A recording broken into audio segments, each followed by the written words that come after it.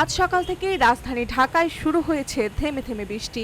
আকাশে জমেছে ঘন মেঘ, বৃষ্টির ফোঁটায় কাক ভেজা শহর জুড়ে সৃষ্টি হয়েছে জলবদ্ধতা ও তীব্র যানজট। অফিসগামী মানুষ, শিক্ষার্থী ও পথচারীরা পড়েছে দুর্ভোগে।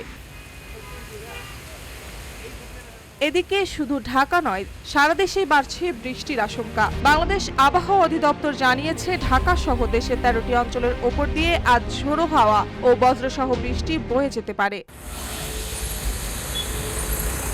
আবহাওয়ার পূর্বাভাসে বলা হয়েছে, রাজশাহী, পাবনা, ফরিদপুর, যশোর, কুষ্টিয়া, খুলনা, বরিশাল, পটুয়াখালী, নোয়াখালী, কুমিল্লা, চট্টগ্রাম ও কক্সবাজার অঞ্চলের ওপর দিয়ে ঘন্টায় 45 থেকে 60 কিলোমিটার বেগে দক্ষিণ দক্ষিণ পূর্ব দিক থেকে ঝোড়ো হাওয়া বয়ে যেতে পারে। এসব এলাকায় নদী বন্দরগুলোকে 1 নম্বর সতর্ক সংকেত দেখাতে বলা হয়েছে। RICL TMX, যুগের পর যুগ স্থাপনা থাকে মজবুত। এছাড়া আজ সন্ধ্যা পর্যন্ত রাজশাহী, রংপুর, ঢাকা, ময়মনসিংহ, খুলনা ও বরিশাল বিভাগের অধিকাংশ জায়গায় এবং চট্টগ্রাম ও সিলেট বিভাগের অনেক জায়গায় বৃষ্টি ও বজ্রসহ বৃষ্টির সম্ভাবনা রয়েছে।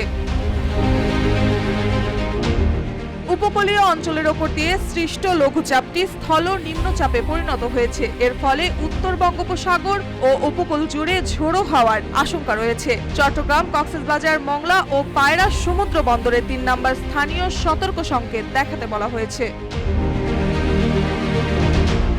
সাগরে থাকা মাছ ধরার ট্রলার ও নৌকাগুলোকে উপকূলের কাছাকাছি থেকে সাবধানে চলাচলের নির্দেশ দেওয়া হয়েছে।